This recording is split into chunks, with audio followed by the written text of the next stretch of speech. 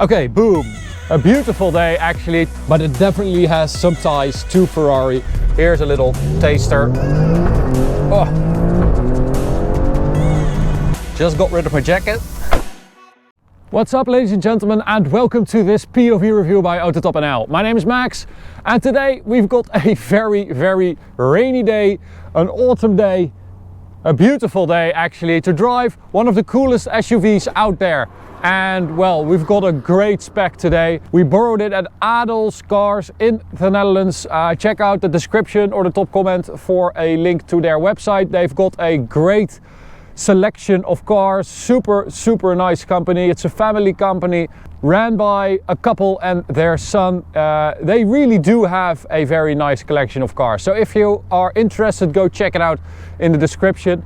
Today we borrowed this Alfa Romeo Stelvio Quadrifoglio there, the Stelvio Q.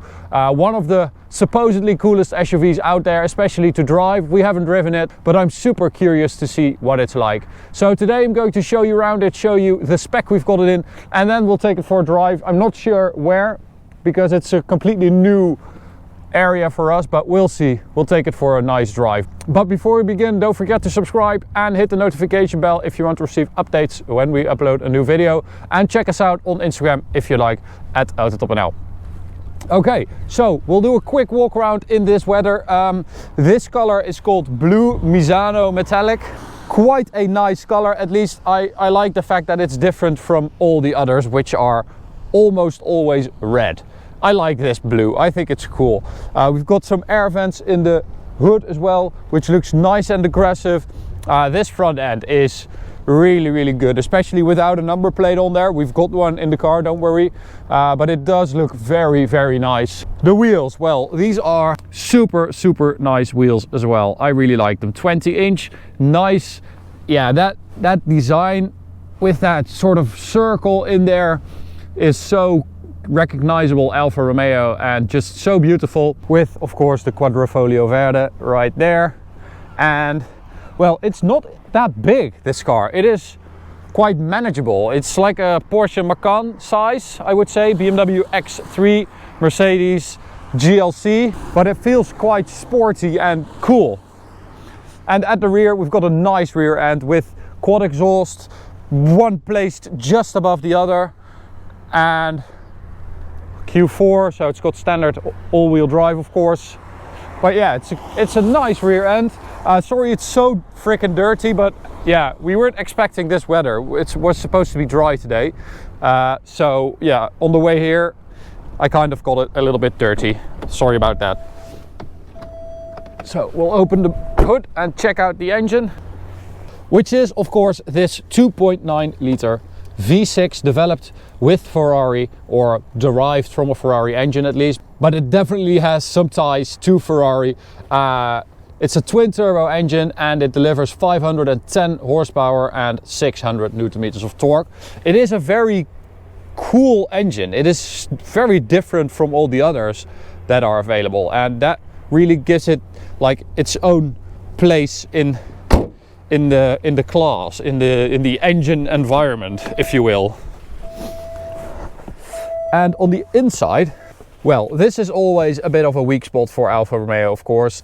It does have some nice carbon fiber and aluminium stuff. Well, a lot of carbon fiber actually. I do really like the steering wheel with the carbon fiber, aluminium, lots of leather, and we've got the big paddle shifters behind the steering wheel, which are column mounted, so they are fixed. They don't move with the steering wheel. We've got a carbon cover for the gear lever as well, and we've got these really nice sport seats with Alcantara and leather. You can actually go for the full carbon fiber buckets in this car, which I think looks awesome because the seats are beautiful, but I don't know if it's that suitable for an SUV. So we've got the starter button here, and it's got a valve controlled exhaust, which is really noticeable. So this is just in normal mode. Sounds normal, as you would expect. And if we put it in race, you can really hear the difference. It's really noticeable, and I really like that, because it does mean that you still have a regular car, a regular SUV you can do your everyday shopping with, But when you put it in race mode, everything tightens up and becomes much more sporty. Okay, so we'll take it for a drive. I'll get rid of my jacket and then we are going to get going. Okay, boom. Just got rid of my jacket and we're going to get going. Now, I am quite happy actually that we are driving a Stelvio today because we have that all-wheel drive. Let's get going and see what this car is like. We'll start in dynamic mode. So you can see all the stuff that changes in there. It is actually quite significant, the changes you get from playing around with this DNA system. It is of course the engine, the throttle mapping, but it's also the gearbox, the power steering, and you really feel the difference when you drive around and you switch the button.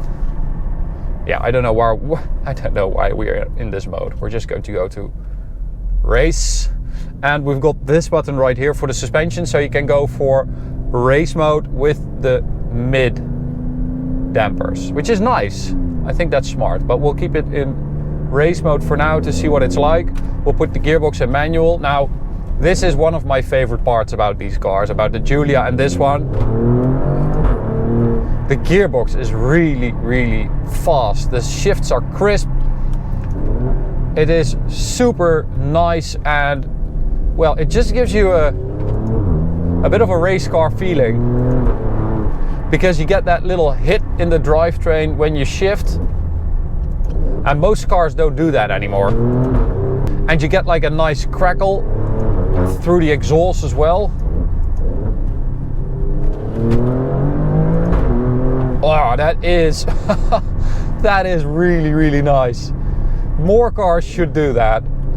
It is an 8-speed automatic gearbox, of course, but they have calibrated it really nicely. Okay, so driving it, you have to get used to this car because it is so direct.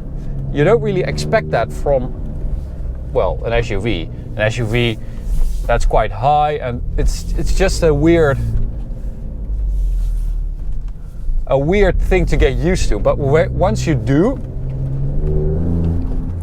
it is really nice because it gives you the idea that you can actually, place it where you want. The car really shrinks around you.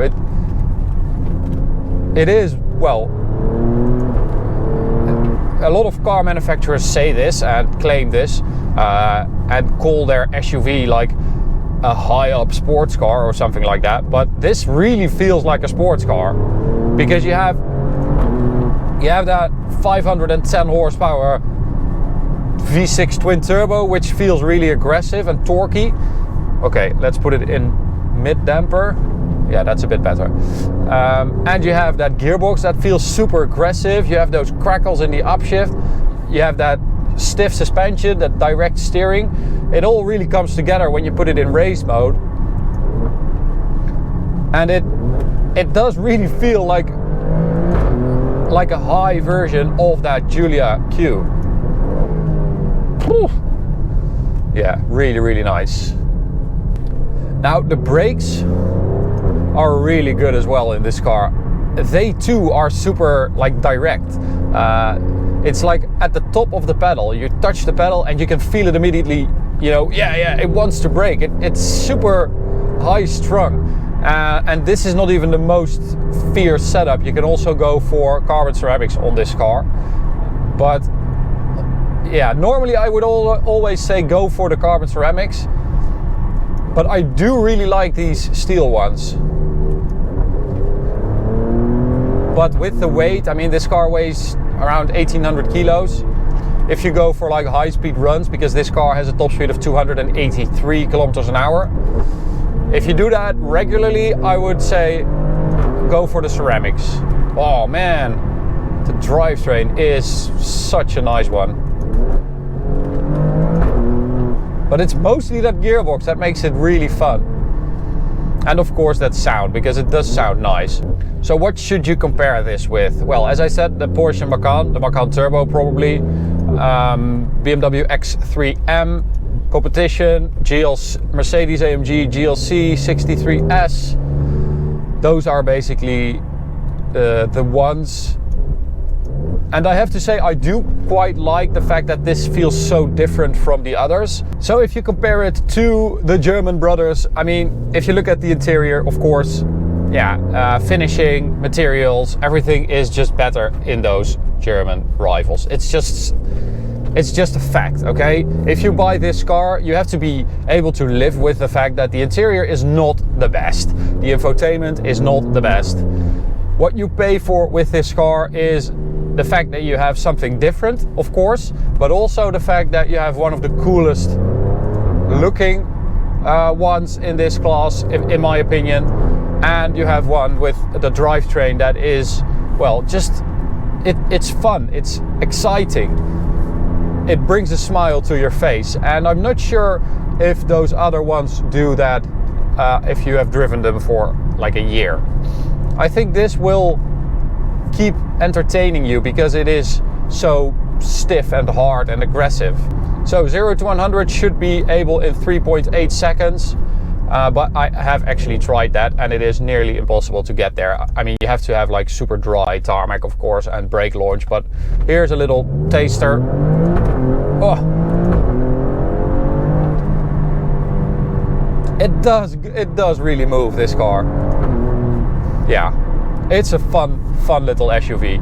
So unfortunately no Autobahn today because of insurance reasons. So this is it for today. If you are interested in getting one of these, you can check out Adel's Cars in the Netherlands.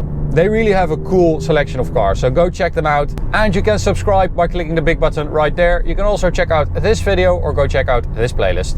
See you at the next one. Bye.